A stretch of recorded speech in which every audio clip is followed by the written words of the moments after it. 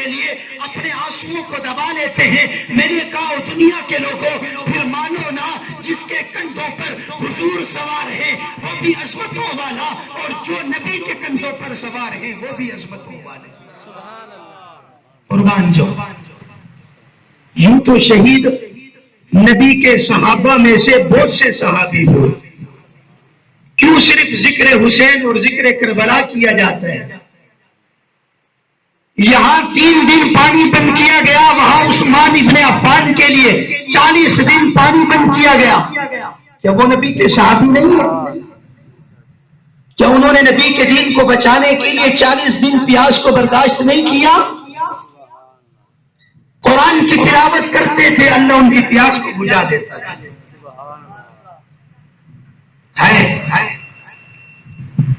یہاں سیدنا عمر فاروق کو دیکھیے، نماز کی حالت میں جان اللہ کے سپرد کرنے، صرف حضور کے دین کو بچانے کے۔ میرے بھائیو دوستو بزرگوں، آئیے چلتے ہیں کربلا کے میدان میں۔ حضرت امام حسین رضی اللہ تعالی عنہ کے پاس کوفیوں نے 12,000 خطوط لکھ کے بھیجے۔ حضرت امام حسین سے انہوں نے خط کے اندر لکھا کہ آپ ہمارے پاس آ جائیں، ہم آپ کو اپنا امام بنائیں گے، ہم آپ کے ہاتھ پر بیعت کریں گے، ہم آپ کو کسی چیز کی تکلیف نہیں دیں گے، آپ بس ہمارے پاس تشریف لے آئیے۔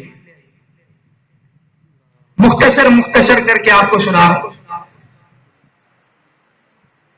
حضرت امام حسین رضی اللہ تعالی عنہ نے صحابہ سے مشورہ طلب کیا۔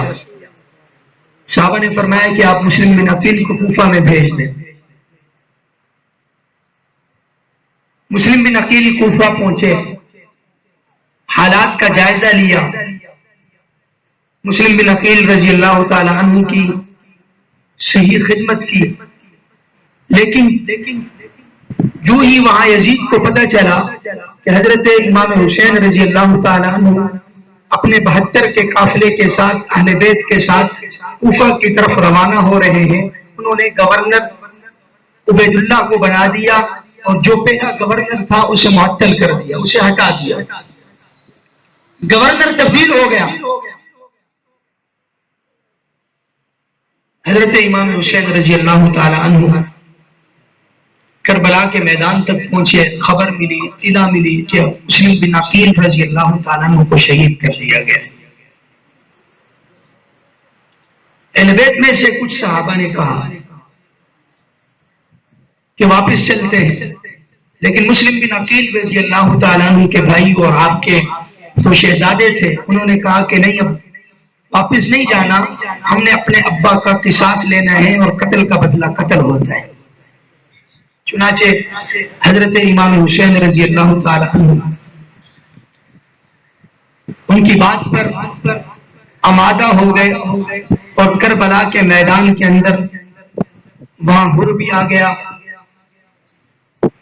دیگر لوگوں نے آ کر کے محاصرہ کیا۔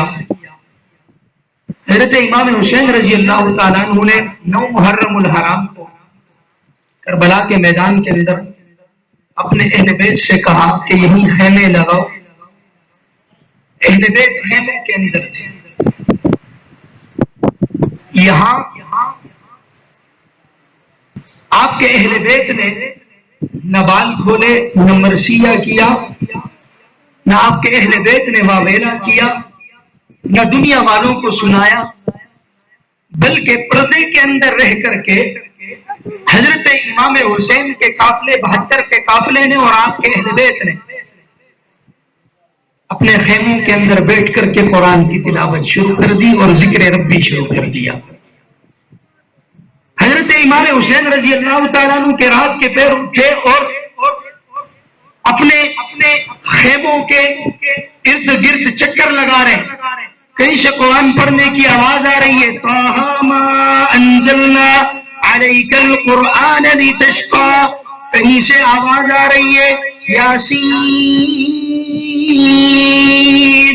وَالْقُرْآنِ الْحَكِيمِ، کہیں سے آواز آ رہی ہے یا ایھا المزمل قم اللیل الا قلیلا، کہیں سے آواز آ رہی ہے یا ایھا المدثر قم فانذر۔ 14 صدیاں گزر گئی، آج لوگ کہتے ہیں کہ اہل بیت نے قرآن نہیں پڑھا تھا بلکہ واویلا کیا تھا۔ میں نے کہا جاؤ، جا کر کے کربلا کے میدان کے اندر جاؤ، وہیں جا کر کے پوچھ لو اللہ کے نبی کے اہل بیت نے قرآن کی تلاوت کی تھی یا مرثیہ کیا تھا۔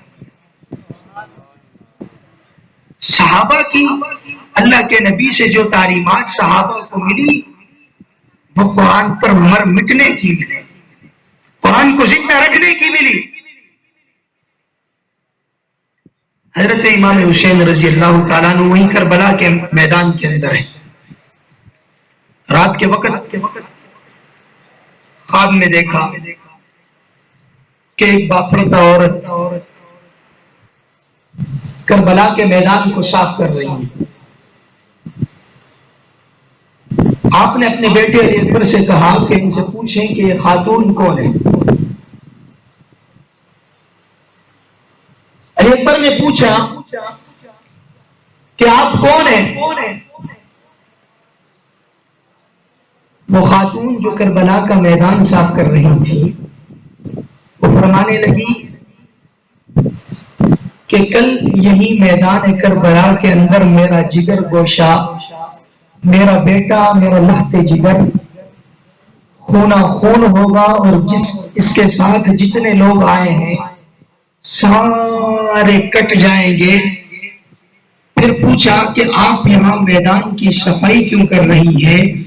فرمانے لگی کہ میدان کی صفائی اس لیے کر رہی ہوں کہ حسین کسی ایسی جگہ پر نہ گر جائے کہ کہیں کوئی شیشہ، کوئی پتھر پڑا ہوا ہو جس سے میرے حسین کے چہرے پر زخم آ جائے۔ اما آپ ہیں کون؟ فرمانے لگی میں حسین کی ام فاطمہ ہوں۔ قربان جاؤں، برداشت نہیں کر رہی، پتہ ہے کٹ جائیں گے۔ یہاں آپ کی اگر محبت ہو تو میں اپنے ہی تخیل میں ایک سائل سے سوال کرتا ہوں۔ حضرت امام حسین کے پاس ایک سائل آیا، آ کر کے کہنے لگا کہ میں تقدیر ہوں، میرا نام تقدیر ہے۔ حضرت امام حسین نے فرمایا کہ تیرا نام تقدیر ہے تو میرا نام شبیر ہے۔ اس نے کہا کہ میرا نام قضا ہے۔ امام حسین نے فرمایا کہ میرا نام ادا ہے۔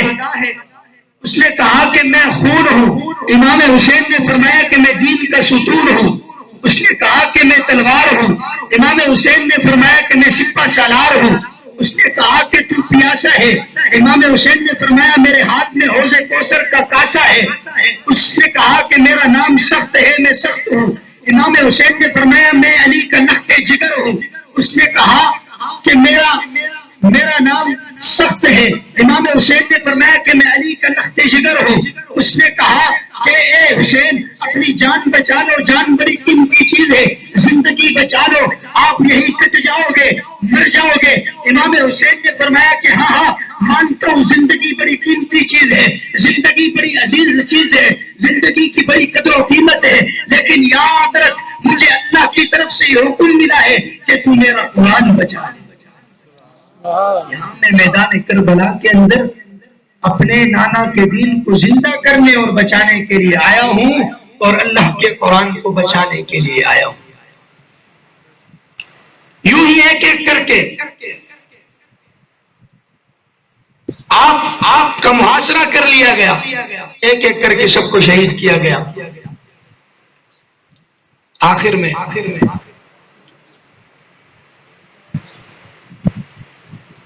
شمر نے کہا کہ لگتا یوں ہے کہ پیچھے ہٹنے والے نہیں ہیں، پیچھے کیسے ہٹے؟ میں کہا کرتا ہوں کہ حسن اور حسین حضور میں سے ہیں، حسن اور حسین حضور میں سے ہیں، حضور کے اہل بیت ہیں۔ میں نے کہا وہ بلال کو دیکھو نا، حضور میں سے نہیں تھے، حبشہ کے تھے۔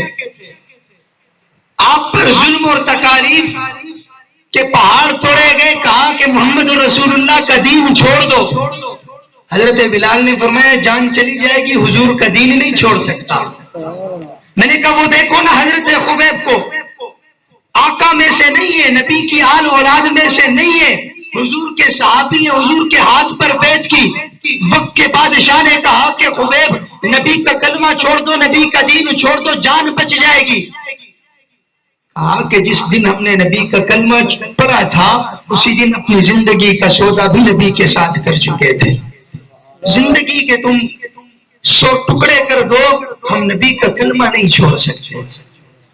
قربان جو میں نے کہا یہ تو نبی میں سے تھے، نبی کی آل اولاد ہے، یہ پھر کیسے پیچھے ہٹ سکتے تھے؟ حضرت امام حسین رضی اللہ تعالیٰ عنہ کے بیٹے علی اکبر آگے بڑھے، ایک بدبخت نے تیر مارا، تیر آپ کے گلے سے آر پار ہوا، آواز دی۔ امام حسین نے فرمایا کہ آج کے دن کوئی مددگار نہیں ہے۔ پھر اللہ نے قرآن پاک کی یہ جو آیت نازل فرمائی، ان الذین قالوا ربنا اللہ ثم استقاموا، استقامت پھر دکھائی حضرت امام حسین نے کربلا کے میدان کے اندر۔ آخری وقت میں کہا کہ ظہر کی نماز کا وقت ہو گیا ہے، مجھے نماز پڑھنا۔ ظالموں میں نماز بھی نہ پڑھ رہے تھی، ظالموں نے کہا کہ نماز نہ پڑھو۔ اور تاریخ کی کتابوں کے اندر ہے کہ حضرت امام حسین رضی اللہ تعالیٰ عنہ نے اپنی زندگی میں کبھی بھی نماز قضا ادا نہیں کی۔ 52 سالہ زندگی کے اندر آپ کی نماز باجماعت ادا ہوئی۔ یہ حضرت امام حسین رضی اللہ تعالیٰ عنہ کی عظمت ہے، عظمت کی دلیل ہے۔ اور ہمیں بھی کربلا کے میدان سے اور در مصطفیٰ سے ایک پیغام ملتا ہے۔ بس آخری بات ہے، دیکھیے حسینی وہ ہوتا ہے جس کے کردار سے پتہ چلے، جس کی چال چلن سے پتہ چلے، جس کے افکار سے پتہ چلے، جس کے اطوار سے پتہ چلے، جس کے اخلاق سے پتہ چلے، جس کے خطیب سے پتہ چلے، جس کے وائس سے پتہ چلے، جس کی نماز سے پتہ چلے، جس کے قرآن سے پتہ چلے کہ یہ کون ہے۔ قرآن جو پڑھ کر سنائے اور جو قرآن کا حافظ ہو، میرا امام حسین قرآن کا قاری تھا۔ آج جس کے کنبے میں قرآن کے زیادہ قاری ہیں وہ جان لیں کہ ہم حسین جو با وقت با 5 نمازیں نماز کے اوقات میں پڑھتا ہے، وہ یاد رکھے کہ وہ حسینی ہے۔ حضرت امام حسین اپنا اہل بیت کو قربان کروا گئے، خود قربان ہو گئے، لیکن ہمیں ایک پیغام دیا کہ سر جاتا ہے تو چلا جائے، لیکن نماز کو نہ چھوڑنا۔ سر چلتا ہے تو چلا جائے، سر جاتا ہے تو چلا جائے۔ اگر دشمن بھی سامنے ہو تو ان کے سامنے بھی اعلان یہ بات یاد رکھنا کہ جی نماز کا وقت ہو جائے تو پہلے نماز ادا کرنا، اس کے بعد جو ہے جنگ کرنا۔ میرے بھائی دوستو بزرگوں، ہمیں کربلا سے یہی پیغام ملتا ہے، ہم حسینی بن کر کے زندگی گزارے، پھر حسینی ایسے بنے کہ لوگ ہمیں دور سے دیکھ کر کے کہیں کہ یہ حسینی آ رہا ہے۔ ہمارا لباس، ہماری شکل و صورت ایسی ہو کہ دشمن کو پتہ چلے کہ واقعی حسینی یہی ہے۔ دشمن پر رعب آ جائے کہ حسینی ہم جو اپنے آپ کو جھوٹا تصور کر کے دنیا کے سامنے پیش کر رہے ہیں، ہم نہیں، دراصل یہی حسینی ہے۔ میرے بھائیو دوستو بزرگوں، کوشش کریں گے نا انشاءاللہ جو سبق ہمیں کربلا کے میدان سے ملا ہے اس سبق کو یاد کر کے اسی پر عمل کرنے کی کوشش کریں گے انشاءاللہ۔ دعا ہے اللہ رب العالمین